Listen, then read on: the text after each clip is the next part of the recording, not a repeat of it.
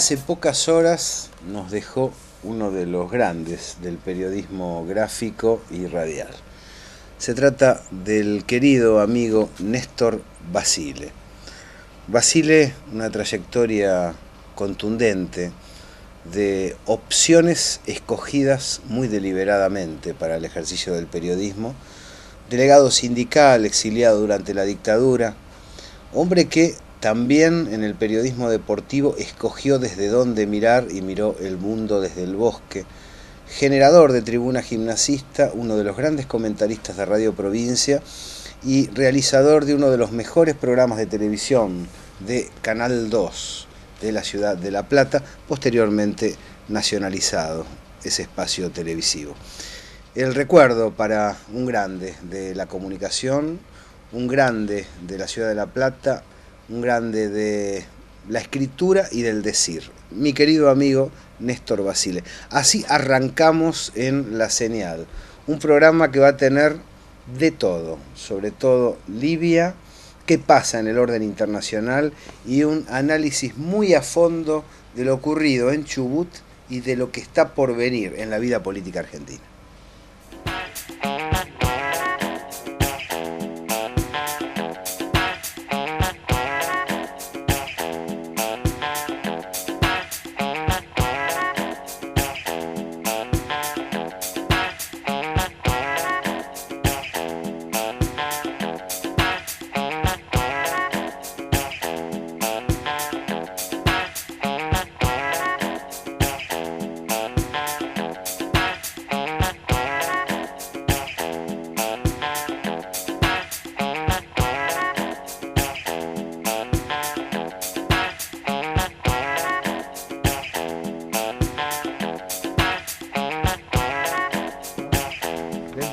Le damos la bienvenida a Alejandro Casero. ¿Cómo estás, Alejandro? ¿Qué tal? ¿Cómo estás, Gabriel? Bien, se suma Néstor Grojowski a esta mesa de periodistas. ¿Cómo andás? Hace rato veníamos conversando acerca de la situación internacional. Ha empeorado lamentablemente la situación en Libia. Sí. La ONU abrió las compuertas a la agresión. Vamos empezando por la argumentación, ¿no? El origen del problema. No sé cómo lo ven, pero había bombardeos contra la población civil, sí, el argumento que no existieron. Claro que no existieron. No solamente no existieron, sino que además las pruebas de que no existieron no fueron difundidas por las grandes agencias internacionales. Y no sería extraño, porque ya sucedió en otras oportunidades, que los propios gobiernos interesados en desarrollar la agresión contra Libia hubieran comprado los derechos exclusivos de transmisión de esas imágenes satelitales para no usarlas. De hecho, hubo una comunicación, un cable y además una presentación de estas imágenes por una agencia, la agencia RIA Novosti, que después fue reproducido por Rusia Hoy, Russia Today, pero esto no ha tenido la más mínima difusión, demostrativa, perfectamente demostrativa, de que no había habido jamás un solo bombardeo contra poblaciones civiles. Además la hipocresía, ¿no? Porque donde sí hubo represión, caso Egipto, no consideró la OTAN, no consideró Estados Unidos, Francia, Inglaterra, que tenían que intervenir en beneficio de 800 muertos en Egipto. Lo que pasa es que Egipto no tiene tanto petróleo. Egipto no tiene un reservorio de agua dulce que, si se decide, puede utilizarse para irrigar el Sahara. Egipto no tiene la terminal del petróleo Nigeria-Europa, que se está construyendo en este momento el oleoducto. Egipto es un país pobre. Claro, aparte en los términos que vos lo planteás, la excusa era el bombardeo a la población civil del gobierno de Gaddafi. Claro. En realidad lo que está pasando es exactamente lo contrario. Exactamente. Quienes invaden, recordemos, una nueva invasión, no es que aquí ha habido un consenso mundial, sino que son los países poderosos los que estimulan la invasión. En todo caso, después desglosaremos cómo se compone esa alianza. Los que invaden son los que están bombardeando a la población civil, a tal punto que Rusia, que está de acuerdo con matices con esta invasión, plantea públicamente, le pide a la coalición que no bombardee a la población civil. O sea que esto está confirmado por una potencia de primer orden. La situación es inversa. Quienes dicen que se preocupan por los pueblos son los que terminan bombardeando a los pueblos. Una especie ¿no? de teorema. Cada vez que hay algún motivo que pretexta una invasión a algún pueblo del tercer mundo, seguramente ese pretexto es el que van a usar en la práctica los invasores. Digo, el uranio empobrecido es un arma de destrucción masiva a largo plazo. Bueno, cuando invadieron Irak, afirmaron que había que había armas de destrucción masiva en Irak. No las había, ahora las hay, y están activas. Y van a durar muchas décadas estas armas de destrucción masiva asesinando gente de cáncer. En manos de los invasores. El rol de Gaddafi, históricamente creo que hemos tenido una idea de Gaddafi distinta a la que vimos en los años 90, ¿no? Un líder romántico en cierto modo, yo lo recuerdo con guardaespaldas mujeres, con metralletas, algo interesante para el mundo islámico, la Yamahirijilla en la discusión de la Asamblea Popular, donde el pueblo se hacía dueño de eso. Sin embargo, he escuchado en los últimos tiempos cierta defección en Gaddafi en los años 90 frente a Estados Unidos. ¿Es así? Sí, de hecho, a partir del juicio del atentado de Lockerbie, como una forma visible de este cambio que hubo, el atentado de Lockerbie es un atentado sobre un avión que volaba sobre esa población que se le atribuyó a Libia, y había un juicio donde aparentemente se vinculaba a los autores con ese atentado, con Libia precisamente. Hubo un intercambio de relaciones y de acomodamiento de Gaddafi con los centros del poder mundial, especialmente con Inglaterra, por eso digo el cambio, y casi diríamos con una cierta connivencia con estos centros de poder europeos fundamentalmente. De ahí que al principio, esto explicaría algunas cosas, la primera trama del intento de invasión en el marco de la OTAN no cuaja, porque en realidad Europa depende del petróleo libio, mientras que la rivalidad con los yanquis hacía que si ellos tenían la primacía sobre la invasión, probablemente el petróleo se quedaran los Estados Unidos y de alguna manera condicionaran esta rivalidad a Europa. De todas maneras había cierta connivencia, de hecho quienes hoy llaman dictador a Gaddafi eran los mismos que antes hacían negocios con él, y mientras esos negocios eran interesantes... ¿Qué Gaddafi, Saddam Hussein? Claro. Por estas horas está Barack Obama en Brasil, ¿no? Hablas de Estados Unidos. Obama... Estuvo ayer, llegó a Chile. Que recibió el premio Nobel de antemano. De la Paz, sí. De la Paz, sorprendente. No está modificando el perfil exterior de los Estados Unidos, por lo menos en lo que hace a la conquista de territorios muy ricos en recursos naturales. Creer que los demócratas son menos agresivos que los republicanos es una funesta ilusión. A veces alguien se olvida de cómo fue la historia entre Kennedy y Cuba, ¿no? Por supuesto, no, pero además hay una cuestión muy simple. Los republicanos, como se está demostrando en este momento en Wisconsin y otros estados de Estados Unidos, están dispuestos a llevar la lucha de clases en Estados Unidos hasta el final. Es decir, aprovechan un momento de debilidad de los trabajadores, debilidad inducida por otra parte por las propias cúpulas de poder, para avanzar hasta el fondo y quitarles todos los derechos que hubieran conquistado desde la época de Roosevelt hasta ahora, y si te descuidas desde el 1 de mayo de 1886 hasta ahora. Esos son los republicanos, ellos no reparten nada, toda la fracción que pueden de la plusvalía la conservan para el capital, etcétera, etcétera. Los demócratas no, los demócratas tienen que repartir. Les hago una pregunta final, brevemente cada uno me gustaría que diera su parecer. ¿Cómo ven la política exterior argentina frente a América Latina y frente al mundo en general? ¿La ven equilibrada? ¿La ven demasiado jugada? ¿La ven neutra? ¿Cómo la están observando? Porque es un tema de debate, en este momento. Por lo bajo hay un tema de debate, salió Hugo Chávez con mucha energía a hablar de este tema. Al mismo tiempo se consolida el Mercosur, también gracias a la Argentina. ¿Cómo lo perciben? Yo personalmente pienso que la política argentina me parece que es muy diferente de la que se hizo en épocas anteriores, y hay un salto cualitativo con la profundización del Mercosur, con la necesidad de instalar otras lógicas que se van desarrollando, con la inclusión de Venezuela en el Mercosur, con la creación de la UNASUR. Recordemos que en el 2003 la UNASUR no existía, con las alianzas interamericanas y las gestiones concretas, parar el golpe en Bolivia, hacer la gestión por los retenidos de la FARC cuando fue Néstor Kirchner, es decir, con un montón de acciones concretas, incluso el acuerdo con la zona del Caribe, ¿no es cierto?, donde incluye México y los países del Caribe, atrayéndolos hacia este pueblo, me parece que va dando sus beneficios. Ahora falta mucho. Ahora, en términos, digamos, de fuera de la UNASUR y lo que es América Latina, me hubiera gustado una posición más clara de Argentina con respecto al tema de Libia. Me parece que es preocupante, digamos, que se invadan países por quedarse con el petróleo y que Argentina no diga nada. Alejandro Casero, muchísimas gracias por estar en la señal. Después de una pausa nos reencontramos con todo el análisis político. Ya está Artemio López en el estudio.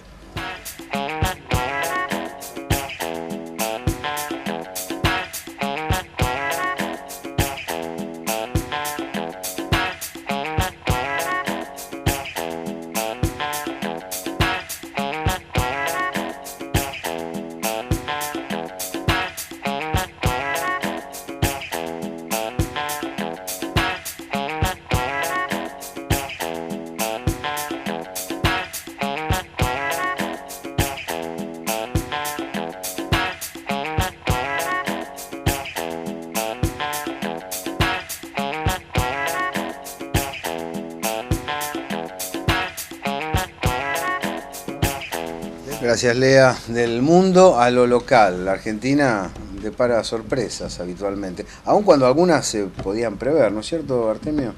Sí, ¿qué tal? Muy Bueno, bien. un saludo ahí, vos que sos de gimnasia, Fercho Domínguez, no sé si lo ubicás. Mi querido amigo, Tu director querido de amigo. gimnasia. Exactamente, así que un saludo para la gente de gimnasia y el especial él. Y sí, hay cosas que se ¿Estás podrían... preocupado por este domingo de Boca? Perdóname que te lo Es pregunto. habitual. Será el 11º mail que me llega No. de la página oficial que comience con Boca no pudo. Una breve mención, felicitaciones Argentino Junior. Lo que es ser el hiperoficialismo, por eso no se puede ser tan oficialista para tener medios, porque en la página de Boca dice, lo importante es que volvió Riquelme. Dice, clic. Sea como fuere.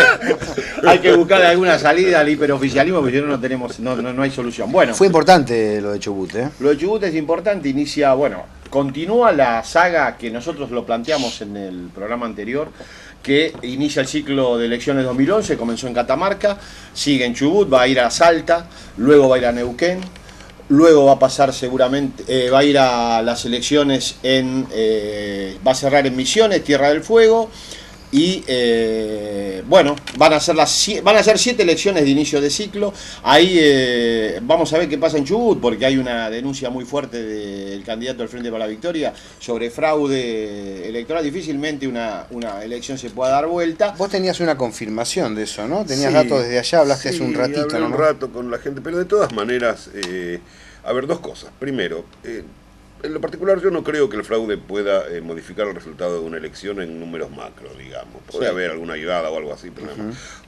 tiene que ver con la moralidad política imperante, pero no con los resultados de la elección.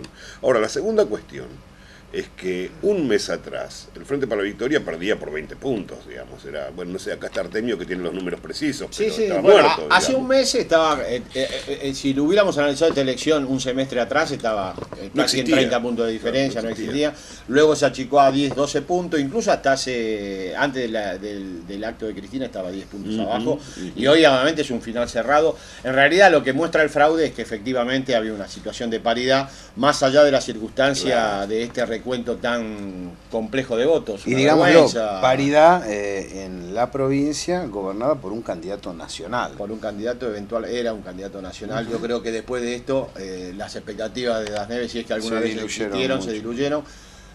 Y sobre todo se diluyeron por las características del comicio, del recuento de votos. Una vergüenza, no habilitó ninguna página web, se la quitó al correo. Bueno, el responsable de correo en Chubut era uno de los candidatos al Frente para la Victoria más fuerte. Y se la dejó en manos del Ministerio de Economía. Los votos se contaron de una manera muy irregular. Precaria. Era como para actualizar la sentencia de juez, diciendo cuando el escrutinio de Córdoba dice, pero estas computadoras que son a leña. O sea, Es la gran virtud de ese juez. era el modelo Vos sabés de que- cómputo de Marito para la nación, parece ser este de Chubut, tuvo que contar 350.000 votos, estuvo en esta circunstancia tan penosa, no menos, porque en realidad no llegaba a 280.000 los electores reales. Pero bueno, esa es la circunstancia, va a votar, entonces decíamos, en el primer ciclo de inicio, que comenzó en Catamarca y termina en Misiones el 26 de junio, va a votar el 9% del electorado nacional, en todas estas sagas de 7 provincias. En 6 va a ganar el Frente para la Victoria definitivamente, en algunos por mucho. Nosotros, por ejemplo, calculamos que en Tucumán Seguramente. la perspectiva de voto para el Frente para la Victoria está superando el 60%, en torno al 60%. Cuando analicemos qué sucede en Salta, la próxima elección es en Salta, tanto por el lado de Urtubey como por el lado de Guayar, que es el segundo candidato que van a aportar a la lista de Cristina Kirchner en octubre, van a ingresar en general, todos suponen el 70% de los votos. Cuando analicemos qué sucede en Neuquén, el MPN más la construcción local del Frente para la Victoria va a ingresar a Cristina Kirchner en torno al 70% de los votos. En Misiones, una provincia muy importante que aporta casi 2 votos y medio de cada 100, por la vía de la concertación plural, porque son radicales que se mantienen dentro del esquema de Sí, sí. concertación plural inicial. El candidato a la reelección, que es el actual gobernador Maurice Clos, va a obtener como piso un 60% de los votos, al que hay que agregarle otro 10% del Frente para la Victoria, que va por afuera de la concertación, por lo tanto Cristina va a tener también cerca del 70% de los votos. O sea, Lo que va a pasar en términos electorales en estas 7 provincias es que el Frente para la Victoria sobre este 9% del electorado nacional va a conseguir un acumulado promedio del 57% de los votos. ¿Sirve como proyección? No, pero muestra Nacional. hacia dónde va el electorado Me en parece la que medida que es un indicio. Claro, yo digo de que hay que esperar. Ilumina una senda. Claro, una Ilumina perspectiva. senda. Lo que no se puede sacar son conclusiones definitivas, pero porque lo primero que hay que no sabemos es si Cristina va a reelegir, si efectivamente tiene la voluntad de reelegir o no. Esa es la gran ecuación. Si eso no sucediera, bueno, algo extraño va a pasar, porque todo esto habría que desarmarlo, porque este análisis sirve, la perspectiva sirve en la medida Que ella sea la candidata. y porque la que está organizando estos ¿Pensás escenarios, que hay dudas estos escenarios es Cristina, en ¿verdad? ese sentido, Néstor? Yo creo que va a haber dudas hasta el último momento porque ella se va a reservar el derecho a decidirse cuando más conveniente le sea y en realidad le conviene cuanto más cerca de la elección esté.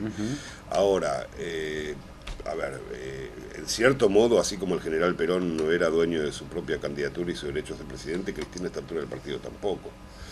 Así Todo que- esto da una situación en la cual muchos de los aspectos políticos argentinos se dirimen entre peronistas. En cierto modo, No es sí. un dato menor. Personalmente no creo que sea especialmente cuestionable, sino admisible para poder ser entendido, ya que los grandes momentos históricos de la Argentina, en general para bien, pero también algunos para mal, han sido protagonizados por el peronismo. Esto ¿Vos es dudás de un la hecho participación de la importancia de la lista de Sabatella en este despliegue nacional del Frente para la Victoria? No, lo incluiría dentro de las perspectivas nacional popular. No, el compañero tiene una visión muy amplia de lo que quiere decir cuando dice peronista. Pero, Exactamente. Bueno, sí. Perón lo señaló. Claro, Pero es que creo que este- si se aporta para un proyecto. Ahora, esto da un perfil interesante en la oposición. Hay una de las cosas que me contaba Daniel hace horas es el discurso de Grondona, Sí. llamando compulsivamente a la unidad opositora. Bueno, ya lo Sí, hicieron sí, inicialmente sí, sí. en 2009. Es disparatado Ellos porque necesitan la el grupo batalla A. de Armaron el grupo Grondona, la batalla de Grondona y la batalla del grupo Clarín, la batalla de aquellos que necesitan que el gobierno derrape de algún modo, Sí. Claro. no es la de los radicales. Esto es interesante. No, claro. Es decir, no tiene ningún sentido para el radicalismo, excepción de Cobos y algún otro, poner toda su fuerza para que De Narváez gane, por ejemplo. No tiene lógica política. No, además no sucede, porque eso desconoce la lógica partidaria. Además. Es Exactamente. una invocación periodística, de editorial de medios. Bueno, Hagan matemáticas, júntense para poder ser muchos, Bueno, pero con eso no vamos a no, ningún no, lado. eso no es la política. De la Rúa subió al helicóptero leyendo las editoriales Morales Solá. O sea que la política efectivamente no tiene que Claro. ver ni es la mímesis de los editoriales de estos, Claro. además de estos pensamientos políticos que han quedado, digamos, bastante atrasados. Ahora, efectivamente la oposición tiene problemas y estas lecturas provinciales van marcando también la complejidad de la construcción opositora. Bueno, uno de los efectos que produjo Catamarca fue que Wiener dice: yo quiero ser candidato a presidente. Claro. Claro. La lectura de Wiener de Catamarca dijo: ¿y a dónde me estoy subiendo Claro. con esta fórmula con Alfonsín? ¿Qué clase, O sea, ¿Qué clase de carro es el Yo que puedo va a llevar? liderar esto. Claro, esto que como está planteado es un bergantín sin rumbo, dijo, esto no me lleva a ningún lado, con lo cual dijo, bueno, puedo ser candidato a presidente. En O sea que hay cierto modo, propende a dispersarse aún más. En la cierto oposición, modo ha no a dicho yo unificarse. también puedo ser radical. En ¿Eh? cierto modo ha dicho yo también puedo ser radical. Claro, puedo En cierto encabezar, modo dijo puedo eso, encabezar. claro. Sí, generar un quiebro histórico, ¿no? Macri todavía no Ese dijo nada. lugar político-social Sí. habitualmente ocupado por el radicalismo, que pase a ser ocupado por el socialismo. Sí. Debe ser la aspiración de Wiener y Y creo que Macri tiene con frente a qué. esto dijo que... Bueno, no dijo nada primero No porque dijo estaba nada, en Francia, estaba pero lejos, cuando estaba volvió ocupado, estaba dijo ocupado. que la policía federal tenía que desalojar. Todavía no enganchó, no está leyendo las realidades provinciales, pero ya lo va a leer. O quizás esa sí es su lectura. Sí. La otra posibilidad es que esa sea su lectura, dicho con A mucha ver. maldad. No, digo que su lectura de la situación política es que acá la única salida es la Policía Federal, por decirlo brutalmente. No, la porteña. Perdón, la policía metropolitana. O sea que la policía metropolitana, Perdón. para darle escala de Creo que es ciudad, una posibilidad. al ritmo de incorporación que tiene hoy, va a demorar 15 años, ¿no? O sea, para que efectivamente pueda reemplazar el número de la federal y tenga envergadura de ciudad y que efectivamente tenga el número de efectivos requeridos, el ritmo de incorporación que actualmente despliega Macri hace que esa fuerza se constituya en 15 años, bastante. Pero está Bueno, bien más que- vale 15 está años bien que que sea- 16. ¿O no? Y está bien que sea selectivo. Exactamente. Me da la sensación que ese espacio no puede crecer nacionalmente. Mirá, en Catamarca No no, sé le cómo fue la ve, bien pero y en Chubut está peor porque Peor. no tenían candidatos. En Chubut era el lugar Chubut no donde existían. Tiene cero. tenían que Sí. Ahí tenían nada. A pesar de que la vez pasada nos señalaba muy bien aquí Artemio que hay sectores de las camadas jóvenes que miran a Macri con cierta simpatía, supongo por su condición de exitoso, mientras que ellos son los derrotados. Esto lo agrego yo, sin conocer los datos. Lo cierto es que desde el punto de vista político general no parece haber realmente demasiada perspectiva de que un sector como lo que representa Macri conmueva y mucho menos enamore un porcentaje suficiente de argentinos como para poder tener alguna posibilidad histórica en lo inmediato, digamos. No la hay, es decir, no esta sucesión de pequeños terremotos, porque son pequeños, porque no podemos decir, digamos, no es Santa Fe, no es Córdoba, no es Mendoza, es Tucumán, que no es una provincia menor. Bueno, es Misiones. Va a ser el 9% del electorado nacional, claro. se va a pronunciar en este primer tramo. Es lo que con te iba a esa decir. perspectiva. Termina sumando un 10%, digamos, que como muestra, si bien está geográficamente sesgada, no es una muestra menor.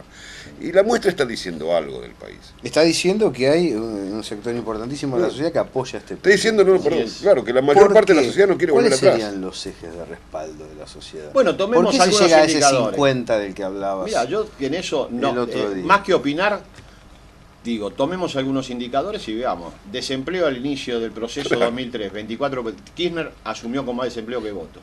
22 puntos de voto, 24 de desempleo. Desempleo actual 7%.